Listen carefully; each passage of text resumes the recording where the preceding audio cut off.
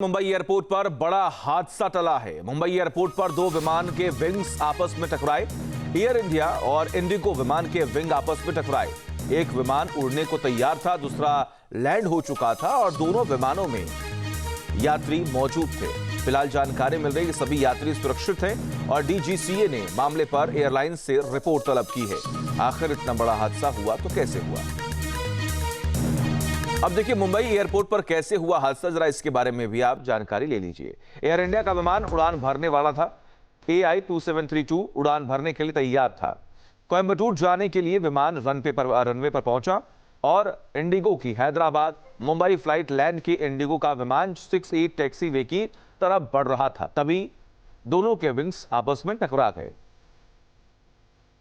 अब इस पूरे मामले पर इंडिगो की तरफ से क्या सफाई पेश की गई है वो भी सुन लीजिए।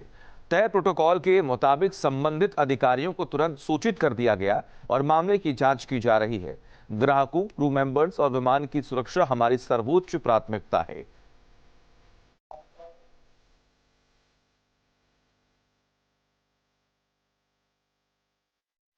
अब इसके अलावा हादसे पर एयर इंडिया का क्या कुछ कहना है? सुरक्षा को ध्यान में रखते हुए विमान को तकनीकी जांच के लिए ग्राउंड कर दिया गया है। सभी यात्रियों को सुरक्षित तरीके से विमान से उतार दिया गया है और उन्हें उनके गंतव्य तक पहुंचाने के लिए वैकल्पिक व्यवस्था भी की गई है। इस घटना की सूचना संबंधित नियामक एजेंसी को दे दी गई है।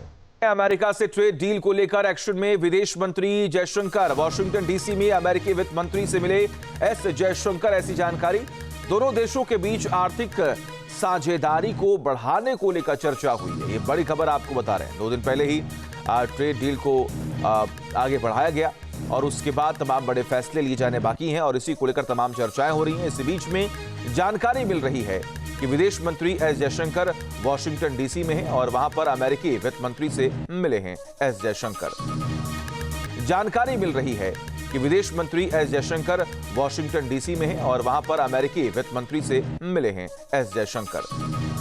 ट्रेड डील पर विपक्ष सवाल उठा रहा है। वही सरकार का कहना है कि इस ऐतिहासिक डील से भारत को जबरदस्त फायदा होने वाला है। आखिर इस ट्रेड डील में है क्या, देखिए।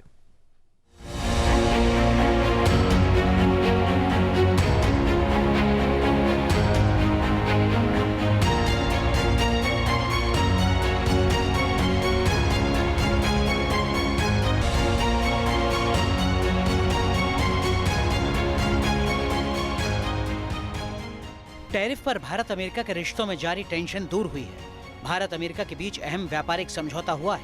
इससे भारत अमेरिका के रिश्तों को नई दिशा मिल सकती है।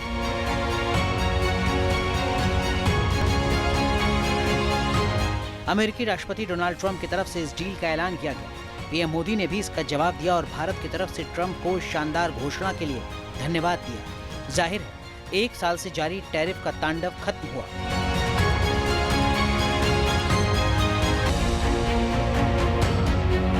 इसमें दो राय नहीं कि भारतीय निर्यातकों के लिए ये बड़ी राहत है। अमेरिका भारत का सबसे बड़ा निर्यात बाजार है। कपड़ा, चमड़ा, जूते और आभूषण जैसे उद्योगों को टैरिफ घटने से फायदा होगा। ट्रंप के टैरिफ की वजह से भारत का व्यापार घाटा रिकॉर्ड स्तर पर पहुंच गया था।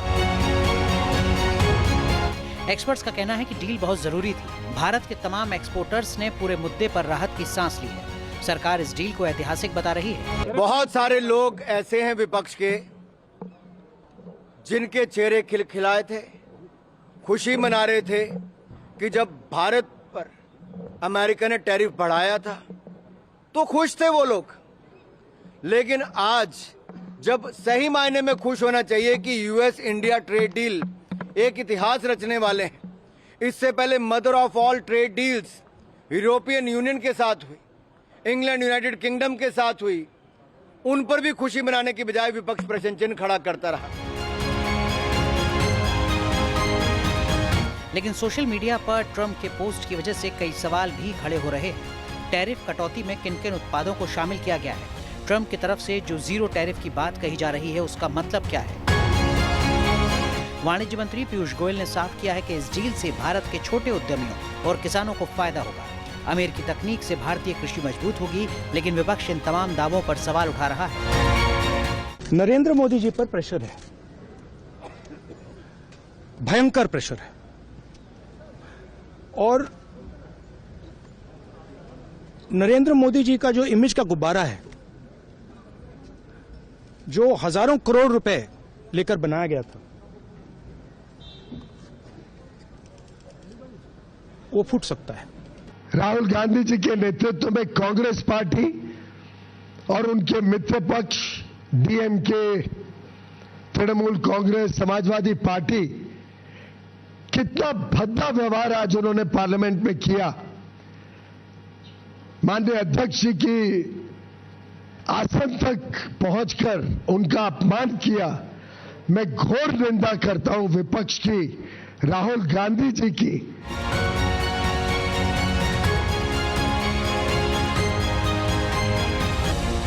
वैसे सियासी स्तर पर रूस से तेल नहीं खरीदने की शर्त की खबरों पर भी सवाल उठाए जा रहे हैं। जाहिर है इस डील से जुड़े सवाल बहुत हैं। इसका जवाब मिलने में अभी वक्त लगेगा। पूरी तस्वीर आने वाले दिनों में साफ हो पाएगी। बड़ी खबर सामने आ रही है। भारत अमेरिका डील पर व्हाइट हाउस का बयान। भारत से ट्रेड डील का अमेरिकी लोगों को फायदा होगा। भारत एनर्जी और कृषि क्षेत्र में निवेश करेगा। व्हाइट हाउस की तरफ से इस बात का जिक्र किया गया। भारत अमेरिका डील पर व्हाइट हाउस का यह बयान सामने आया है। बड़ी खबर सामने आ रही है। भारत अमेरिका डील पर व्हाइट हाउस का बयान। भारत से ट्रेड डील का अमेरिकी लोगों को फायदा होगा। भारत एनर्जी और कृषि क्षेत्र में निवेश करेगा। व्हाइट हाउस की तरफ से इस बात का जिक्र किया गया। भारत अमेरिका डील पर व्हाइट हाउस का यह बयान सामने आया है। और वही संसद में आज भी हंगामे के आसार हैं। 8 विपक्षी सांसदों के सस्पेंशन पर विपक्ष आज प्रोटेस्ट करने वाला है। ये बड़ी खबर आपको बता रहे हैं। संसद में आज भी हंगामे के आसार हैं। 8 विपक्षी सांसदों के सस्पेंशन पर विपक्ष प्रदर्शन करने वाला है। संसद में आज भी हंगामे के आसार हैं। 8 विपक्षी सांसदों के सस्पेंशन पर विपक्ष आज प्रोटेस्ट करने वाला है। ये बड़ी खबर आपको बता रहे हैं। संसद में आज भी हंगामे के आसार हैं। 8 विपक्षी सांसदों के सस्पेंशन पर विपक्ष प्रदर्शन करने वाला है। संसद में आज भी हंगामे के आसार हैं। 8 विपक्षी सांसदों के सस्पेंशन पर विपक्ष आज प्रोटेस्ट करने वाला है। ये बड़ी खबर आपको बता रहे हैं। संसद में आज भी हंगामे के आसार हैं। 8 विपक्षी सांसदों के सस्पेंशन पर विपक्ष प्रदर्शन करने वाला है। लोकसभा में आसन की तारीफ जिन 8 सांसदों ने पेपर फेंके, उनमें 7 कांग्रेस के हैं। सांसदों को सस्पेंड करने के बाद सियासत और भी गर्मा गई है। कांग्रेस सांसदों ने प्रदर्शन कर विरोध जताया, वहीं बीजेपी भी हमलावर दिखी। संसद की कार्यवाही के दूसरे दिन सदन की मर्यादा तार तार होती नजर आई। राहुल गांधी को टोके जाने से विपक्ष के सांसद इतने नाराज हो गए कि उन्होंने स्पीकर पर कागज उछाल दिए। इसके बाद स्पीकर ने 8 सांसदों को पूरे सत्र के लिए सस्पेंड कर दिया। जिन सांसदों पर कार्रवाई की गई, इनमें 7 सांसद कांग्रेस और 1 सीपीएम का है। जिन सांसदों को सस्पेंड किया गया है, उनमें मणिकम टैगोर, गुजरात सिंह औजला, अमरिंदर राजा वड़िग, हिबी इडन, किरण रेड्डी, प्रशांत पोडोले, डीन कीरियाकोस और एस वेंकटेशन शामिल हैं। 8 सांसदों को निलंबित करने के बाद सियासी घमासान और तेज हो गया है। सांसदों के खिलाफ संसद के बाहर प्रदर्शन किया गया और तानाशाही नहीं चलेगी के नारे लगाए गए। राहुल गांधी और प्रियंका ने भी प्रदर्शन में हिस्सा लिया है। सांसदों के निलंबन को लेकर कांग्रेस सरकार पर हमलावर है। बहुत दुर्भाग्यपूर्ण है, क्योंकि देश में लोकतंत्र में सत्ता पक्ष विपक्ष दोनों की अपनी भूमिका है और नेता विपक्ष को पहले तो ये कहना कि आप इस विषय पे नहीं बोल सकते, हिंदुस्तान चीन के संबंधों पे आप नहीं बोल सकते, ये सही नहीं।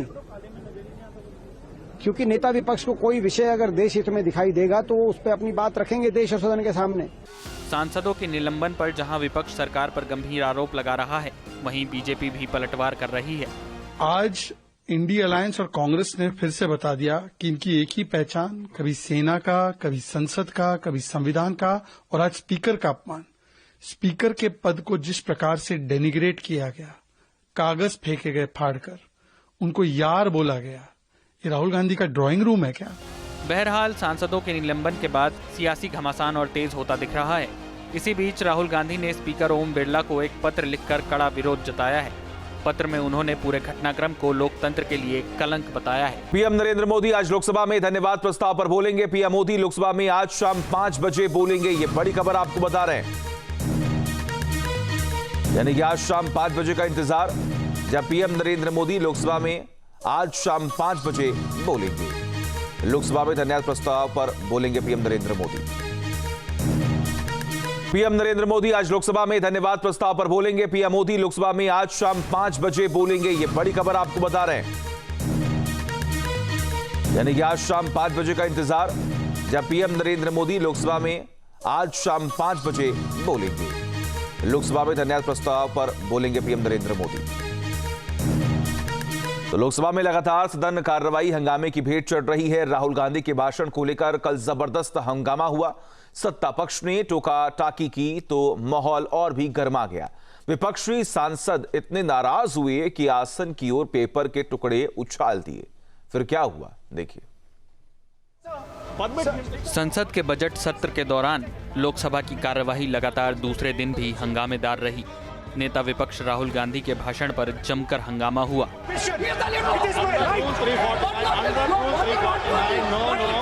राहुल गांधी ने दोपहर 2 बजे पूर्व आर्मी चीफ नरवणे की अनपब्लिश्ड बुक के आर्टिकल को सदन में पेश किया और कहा कि मुझे बोलने दिया जाए।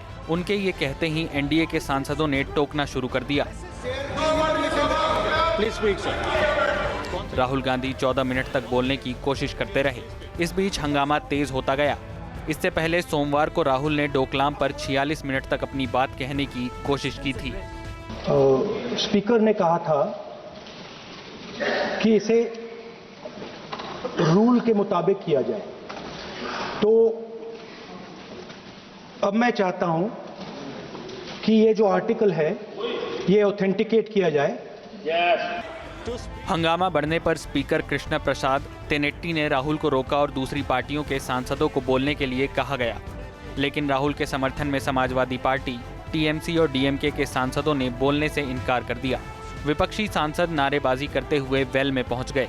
स्पीकर पीठासीन की चेयर की तरफ विपक्षी सांसदों ने पेपर उछाले। इसके बाद कार्यवाही स्थगित कर दी गई। इसके बाद पीठासीन दिलीप सैकिया ने 8 सांसदों को पूरे सत्र के लिए निलंबित कर दिया। सत्ता पक्ष का आरोप है कि राहुल बेवजह विवाद पैदा कर रहे हैं और उनकी वजह से बाकी सांसदों को बोलने का भी मौका नहीं मिल रहा। हमने अभी कांग्रेस के नेताओं को कहा है कि नेता प्रतिपक्ष राहुल गांधी जी अपना भाषण को कंटिन्यू कर सकते हैं, लेकिन जो फॉर्मर आर्मी चीफ ने जो बात नहीं कहा और जो सत्य नहीं है या जो रूल में परमिशन नहीं है, ऐसे बातों को जिद पकड़ करके जबरदस्ती बोलने का कोशिश ना करें। हालांकि विपक्षी सांसद राहुल का समर्थन कर रहे हैं। उनका मानना है कि चीन का मुद्दा राष्ट्रीय महत्व का है और इस बात को रखा जाना चाहिए। एक बड़ी खबर, एसआईआर को लेकर बंगाल सरकार की अर्जी पर सुप्रीम कोर्ट में सुनवाई। आज सीएम ममता बनर्जी खुद कोर्ट में मौजूद रहेंगी। टीएमसी ने ममता बनर्जी का पोस्टर जारी किया। खबर है कि ममता खुद बहस करेंगी। इस बीच टीएमसी ने ममता का एक पोस्टर भी जारी किया, जिसमें ममता को सुप्रीम कोर्ट की सीढ़ियों पर चढ़ता हुआ दिखाया गया और उन्हें वकील का कोट भी पहना दिया गया है।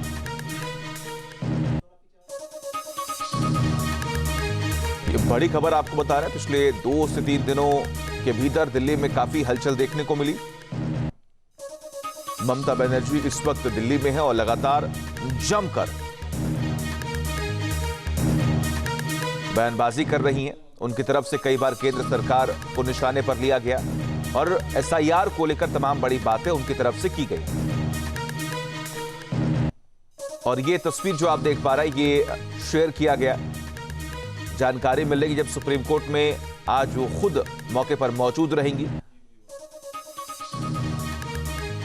अमेरिका के साथ भारत की ट्रेड डील को लेकर संसदीय दल की बैठक में पीएम मोदी का भव्य स्वागत हुआ। पार्टी के नेताओं ने पीएम मोदी को फूलों की माला पहनाकर बधाई दी।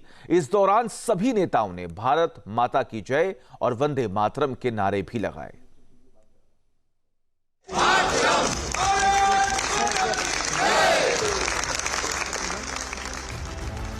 एनडीए संसदीय दल की बैठक में कुछ इस तरह से हुआ पीएम मोदी का स्वागत। प्रधानमंत्री का जैसे ही स्वागत किया गया, वंदे मातरम और भारत माता के नारों से माहौल गूंज उठा।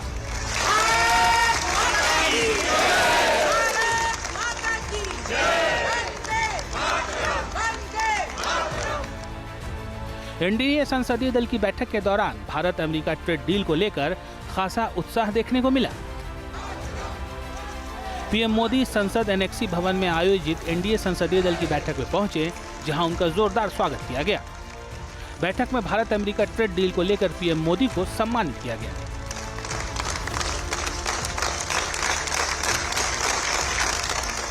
बैठक का मुख्य एजेंडा आगामी केंद्रीय बजट 2026 पर चर्चा और भारत को 2047 तक विकसित राष्ट्र बनाने के विजन पर विचार विमर्श करना था।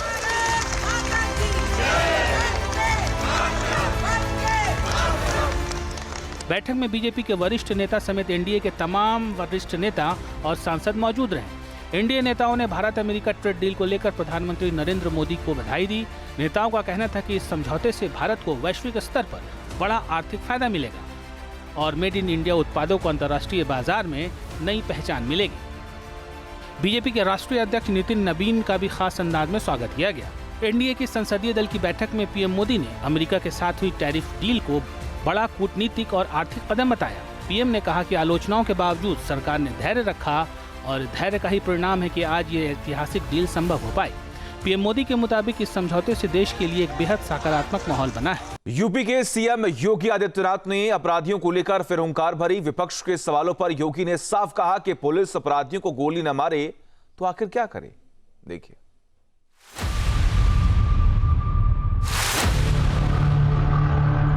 उत्तर प्रदेश में भू माफियाओं की खैर नहीं। सीएम योगी आदित्यनाथ ने भू माफियाओं को एक बार फिर अल्टीमेटम दे दिया और उन पर नकेल भी कस दी।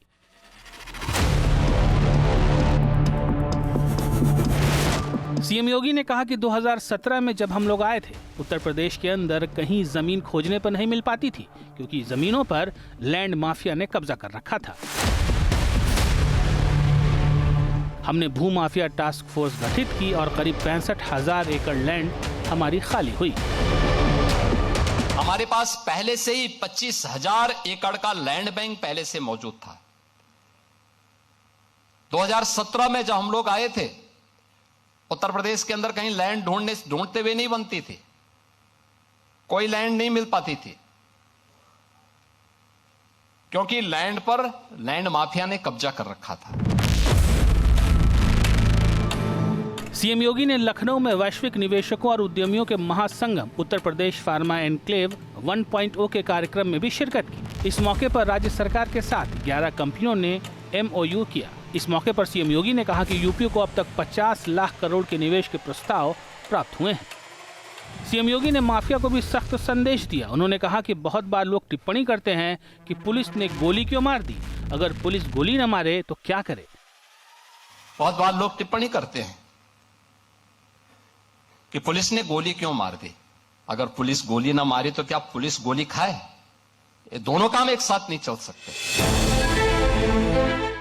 जाहिर है सीएम योगी का विकास का एजेंडा एकदम साफ है। एक तरफ निवेश के लिए शानदार माहौल तैयार करना, वहीं विकास की राह में बाधा बनने वालों को भी सख्त संदेश दे दिया है। और एक बड़ी खबर सामने आ रही है। एमपी के नीमच में दिलेर महिला ने तोड़ा है दम। मधुमक्खियों के हमले से बच्चों को बचाने में महिला की जान चली गई। महिला ने 20 बच्चों को मधुमक्खियों के हमले से बचाया। बताया जा रहा है कि नीमच के मडावदा पंचायत में आंगनवाड़ी केंद्र में अचानक मधुमक्खियों ने हमला कर दिया। वहां बड़ी संख्या में बच्चे मौजूद थे, उन्हें बचाने की कोशिश की।